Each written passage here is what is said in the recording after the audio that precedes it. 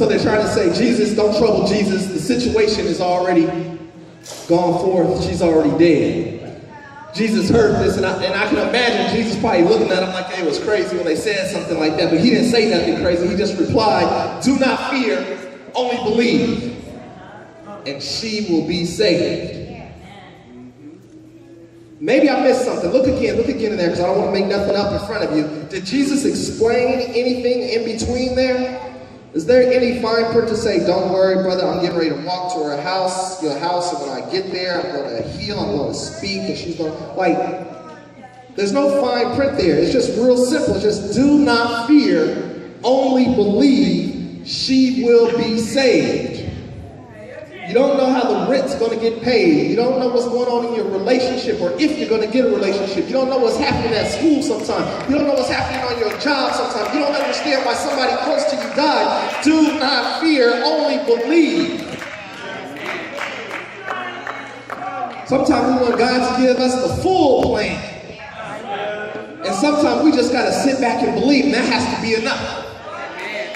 Not my will, but your will be done. We have to make a choice. On this Sunday morning, will you choose fear or will you choose faith? We have to make a choice. When we spend more time, oh man, I don't know how this is going to work out. Ooh, I don't know what they're going to do. Ooh, I don't know if I'm going to get, ooh, I don't know if God, ooh. So we're going to spend time sitting in all that fear and anxiety and stress that leads to anxiety and hypertension and high blood pressure? Or will we spend more time in faith when the situation happens and we don't know how it's going to work out? Dexter, will we just spend time saying, God, I don't know how, but I thank you for it anyway. I don't understand why, but I thank you for it anyway. Fear of faith, make a decision. When he came to the house, he did not allow anyone to enter with him, except Peter, John, and James. Wait a minute. Let me back up for a minute.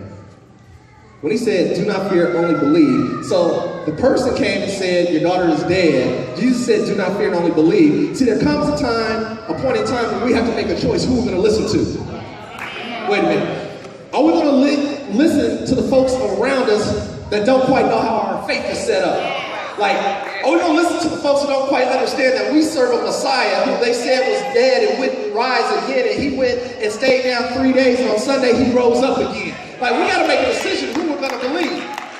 Do we believe the word, or do we believe the world, or do we believe the word? Wait, let me say that again in case you missed it. Do we believe the world, or do we believe the word? I never heard about the world never coming back void, but I heard about the word not coming back void. Sometimes folks are trying to deposit stuff in your spirit, but they don't even understand the way your faith is set up. What you mean the way your faith is set up? I mean, my faith is set up that I got a job that maybe I wasn't the most qualified to get. My faith is set up that I came from a bad neighborhood, but I was still college educated. My